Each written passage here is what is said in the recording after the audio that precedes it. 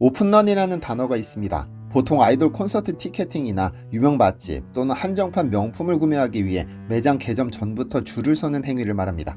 그런데 지금 이 현상이 뜻밖에도 외국인들이 한국에서, 그것도 한 박물관에서 펼쳐지고 있습니다. 외국인들이 아침에 눈 뜨자마자 달려가는 박물관, 오늘은 서울 용산의 국립중앙박물관으로 가보겠습니다. 안녕하세요, 디스멘털입니다. 세계에는 그 자체만으로 방문할 가치가 있는 위대한 박물관들이 있습니다. 프랑스 파리의 루브르 박물관은 매년 1000만 명에 가까운 사람들이 찾는 세계 최대 미술관으로 모나리자 한 점만으로도 수많은 여행객을 끌어모읍니다. 독일 베를린의 페르가몬 박물관은 고대 메소포타미아와 그리스 유산을 통째로 옮겨놓은 듯한 장관을 자랑합니다.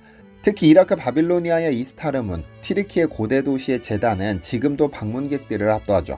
영국의 대형 박물관 역시 빼놓을 수 없습니다. 무려 800만 점이 넘는 유물을 보유하고 있을 뿐 아니라 그리스, 이집트, 중국을 비롯 전 세계 문명의 흔적을 한 곳에 모아놨죠. 그런데 이 유물들 속에는 불편한 진실이 숨어 있습니다.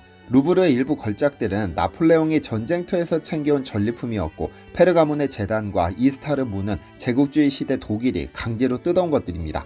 대형 박물관의 상징과도 같은 엘긴 마블스 역시 파르테논 신전에서 떼어낸 조각으로 지금도 그리스 정부는 반환을 요구하고 있죠. 로제타 스톤 또한 이집트에서 가져온 뒤 아직까지도 고향으로 돌아가지 못하는 실정입니다. 그러니까 우리가 감탄에 맞지 않는 전시품 상당수가 사실은 약탈과 전쟁의 산물인 겁니다. 전쟁 속 문화재 약탈은 낯선 이야기가 아닙니다. 19세기 나폴레옹, 제2차 세계대전 당시 나치, 2003년 이라크 전쟁 당시 미군에 의한 바그다드 국립박물관 약탈 사건, 심지어 최근 러시아 우크라이나 전쟁에서도 문화재 반출 논란은 계속되고 있죠. 유물은 언제나 전쟁의 첫 희생양이 됐던 겁니다. 그렇다면 의문이 생깁니다. 그렇다면 왜 이런 약탈품들이 세계 유수의 국립박물관에 정상적인 소장품처럼 전시될 수 있었을까요? 끊임없는 논란이 지속될 것을 뻔히 알면서도 말입니다. 사실 이는 단순한 예술적 가치 때문이 아닙니다. 박물관은 곧 국가의 권력과 정체성을 상징하는 공간이기 때문이죠. 타국의 유물을 소유한다는 것은 곧 그 문명을 지배했다는 증거이며, 동시에 후세에 우리가 세계를 대표하는 문명국이라는 메시지를 남긴다고 믿었습니다. 그럼 모든 박물관이 그럴까요?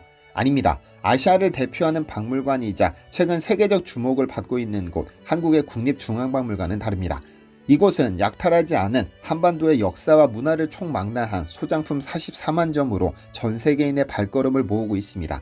특히 올여름 전 세계를 강타한 K-POP 데몬 헌터스가 폭발적인 인기를 끌면서 관람객 행렬은 더 길어졌는데요. 화려한 안무와 음악, 그리고 전통 의상과 무기가 결합해 전 세계 팬들에게 강렬한 인상을 남기자 팬들은 실제 유물을 보기 위해 이곳으로 몰려들기 시작한 겁니다. 숫자가 이를 잘 보여줍니다.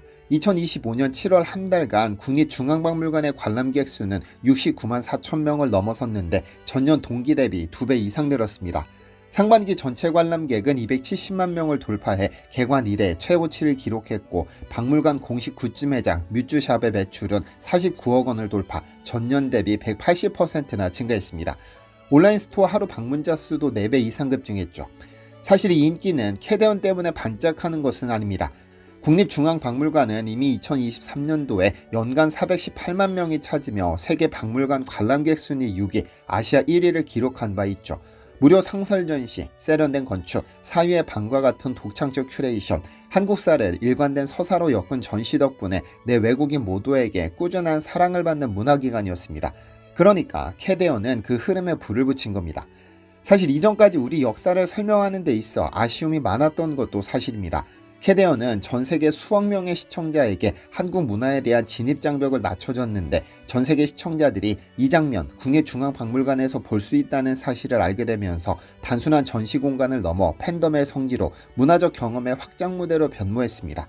그렇다면 우리 국립중앙박물관은 언제 어떻게 시작됐을까요? 나라가 굴곡진 만큼 우리 박물관도 굴곡진 인생을 겪었습니다. 박물관의 뿌리는 1909년 대한제국 황실이 창경궁에 세운 제실박물관으로 거슬러 올라갑니다. 이 박물관은 황실 소장 미술품과 유물을 체계적으로 관리하고 전시해 근대적 박물관 제도를 정착시키기 위해 설립됐습니다. 하지만 곧 이어진 일제강점기 속에서 박물관은 내선일체 식민사관을 정당화하는 도구로 변질되고 말았죠. 유물은 통제되고 일부는 반출되며 박물관의 본래 목적은 왜곡됐습니다. 그리고 가장 큰 위기는 한국전쟁이었습니다. 잘 아시다시피 전쟁 초기 서울은 북한군에 점령당했었습니다. 당연히 그 유물들이 멀쩡할 리는 만무했지만 놀랍게도 대부분이 멀쩡합니다. 어떻게 이런 일이 가능했을까요? 1990년 세상을 떠난 국립중앙박물관 초대 관장 김지원 박사. 그는 생전에 출간한 회고록 박물관과 한평생에서 이렇게 썼습니다. 내 일생에서 가장 자랑스러운 일이 있다면 그것은 전쟁의 소용돌이 속에서도 직원들과 함께 동산문화재를 거의 전부 지켜낸 것이다. 그 책 속에는 유독 한 명의 미국인이 여러 차례 등장하는데 바로 유진 크네즈입니다. 이름은 낯설지만 해방 이후 한국 문화유산의 보존을 논할 때 빼놓을 수 없는 인물입니다. 왜냐하면 그가 없었다면 오늘날 국립중앙박물관이 보관하고 있는 국보급 문화재 대부분은 북한으로 넘어갔을 가능성이 크니까요. 아니 확실하니까요. 1945년 조선총독부 박물관을 인수해 문을 연 국립중앙박물관은 수많은 한국의 대표 유물을 모시게 됐습니다. 하지만 전쟁이 발발하자 상황은 급변합니다. 정부는 유물보호에는 신경 쓸 겨를도 없이 남쪽으로 피신했고 서울이 함락되자 북한이 파견한 조선물질문화유물조사보존위원회가 박물관을 장악했으니까요. 그들은 박물관 직원들을 협박해 국보급 유물을 포장하게 했습니다. 그러나 인천 상륙작전으로 전세가 뒤집히자 북한 측 인사들은 서둘러 도망쳤습니다. 문제는 그 직후였습니다. 아군의 포격이 서울 도심을 강타하면서 경복궁 안에는 아군이 쏜 포탄 6발이 떨어졌습니다. 지관국사 현묘탑은 산산이 부서져 12,000여 조각으로 흩어졌고 소중한 유물을 보관하던 만춘전은 직격탄을 맞아 붕괴했습니다. 이 혼란 속에서 사라진 유물은 무려 7,109점에 달했죠. 사실 국립박물관장으로서 유물을 보호할 계획을 세우는 것이 당연했으므로 김재원 관장은 그전부터 꾸준히 정부에 유물 소개 등을 요청했습니다. 그러나 돌아오는 답변은 서울은 안전하다는 말뿐이었죠. 그때 그에게 손을 내민 이가 바로 당시 미국 공보원 한국 지부장이었던 유진 크네즈였습니다. 그는 1사 후퇴를 앞두고 소장품을 지금 당장 피난시켜야 한다며 김 관장에게 거듭 경고했습니다. 정부를 재차 설득한 끝에 대통령의 재가가 내려졌지만 문제는 수송수단이었습니다. 연합군 총사령관에게 도움을 요청했으나 거절당했고 결국 크네즈가 직접 나섰습니다. 그는 져서 한 이방인의 한국사랑에서 이렇게 회고합니다. 철수의 책임을 내가 개인적으로 지기로 했다. 만약 한국 유물이 북한군 손에 들어가거나 더 나쁜 일을 겪는다면 나는 극심한 비난을 피할 수 없으리라는 것을 잘 알고 있었다. 결국 미국 대사관의 허락 없이 국립박물관과 덕수궁 미술관 소장 유물의 비밀 피란 작전에 가담하기로 합니다. 만약 발각된다면 그의 직위가 박탈될 수도 있었지만 기왕 한국을 돕기로 했으니 마음먹은 이상 분주히 움직였죠. 우선 크네즈는 미국 군용열차가 전쟁 물자를 하역한 후 빈차로 부산으로 되돌아간다는 점에 주목했는데요.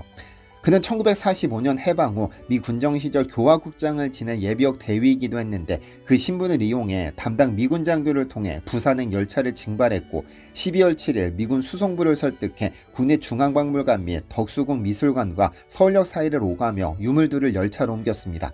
그리고 직접 트럭 조수석에 앉아 서울 시내 검문 검색을 통과했죠.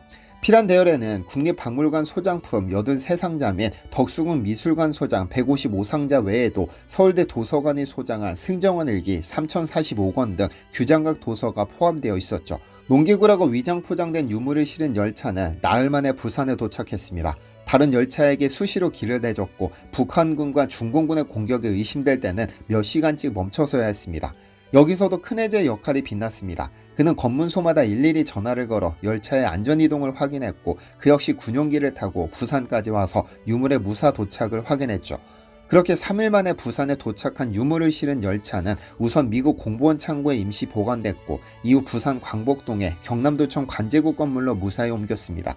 그러나 중요한 유물은 아직도 서울에 남아있었는데요. 바로 오타니 컬렉션이라 불리는 중앙아시아 유물 1500여 점입니다.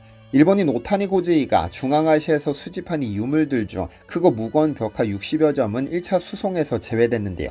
김 관장은 결국 박물관 직원과 덕수궁 미술관장을 다시 서울로 올려보냈습니다. 중공군의 폭격이 이어지는 상황에서도 그들은 4주 동안 벽화를 뜯고 포장했으며 크네즈는 동료 장교 찰스 먼스키에게 부탁해 미군 트럭 3대를 확보했습니다. 이렇게 극비에 진행된 유물 수송 작전으로 서울 국립박물관과 덕수궁 미술관에 보관됐던 18,883점이 무사히 부산으로 피난에 성공했습니다. 아이러니한 일도 벌어졌습니다. 며칠 뒤 동베를린의 한 영화관에서 상영된 소련 측 영상은 텅 빈 경복궁 국립박물관 전시실을 보여주며 미국 침략자들이 한국의 국보를 약탈했다고 선전한 겁니다. 실제로는 크네즈 등 유물 수송 작전에 참여한 모든 이들이 이 수송 작전을 외부로 유출하지 않았기 때문에 발생한 오보입니다. 크네즈가 한국 문화유산을 지킨 공적은 여기서 끝나지 않습니다. 해방 직후 미 군정청 교학장으로 근무하던 그는 일본으로 돌아가려는 일본인들로부터 문화재를 압수해 국립박물관으로 귀속시키는 역할을 맡았었습니다. 떠나는 길에 몰래 유물을 챙기려던 일본인들에게 그는 저승사자 같은 존재였던 셈입니다. 그는 문화재 발굴에도 앞장섰습니다. 호우총 발굴에 그의 도움이 필요했죠. 당시 일본에 주둔 중이던 메가더 장군의 허가를 받아 발굴 비용까지 확보했는데 이게 대단한 발굴로 이어졌습니다. 경주 노서리고봉군 중 한 고분에서 을묘년, 국강상, 광개토 지호 태왕, 호우십이라는 명문이 새겨진 청동그릇이 발견됐으니까요. 즉 경주의 신라무덤에서 고구려 정보왕이었던 광개토 대왕의 유물이 발견된 겁니다. 뿐만 아니라 크네즈는 1946년 2월 탑골공원을 지나다 탑신의 윗부분 3층이 해체되어 땅 위에 방치되어 있던 원각사 10층 석탑을 보고 고개를 갸우뚱했습니다. 듣기로 임진왜란 때 가토 기요마사가 일본으로 반출하기 위해 뜯었다가 실패했다는 소문이 있어 크네즈는 곧바로 미 공병대를 투입해 원래대로 복원해놨죠. 그는 복원한 이 탑을 우호의 의미로 한국인들에게 선물하고 싶었다며 복원 이유를 회고하게 됐는데요. 어쨌든 우리 문화재 보호를 위해 최선을 다한 그에게 우리 정부는 지난 1995년 12월 7일 은관 문화훈장을 수여했습니다. 오늘 살펴봤듯 국립중앙박물관은 단순한 박물관이 아닙니다. 과거에는 전란과 정치의 소용돌이 속에서 문화유산을 지켜낸 수호자였고 지금은 K컬처의 중심 무대로 부상한 과거와 미래를 모두 품고 있는 대한민국의 상징입니다. 한류 콘텐츠를 시작으로 드디어 우리 역사까지 주목받는 시대가 도래했습니다. 이번 주말에는 국립중앙박물관 한번 다녀오시면 어떨까요? 시청해주셔서 감사합니다. 디시멘터리에서는 여러분의 제보를 기다립니다. 제 채널에서 다뤘으면 좋겠는 뉴스 또는 널리 알려졌으면 하는 영상은 디시멘터리 네이버.com으로 보내주시면 소중히 제작하겠습니다.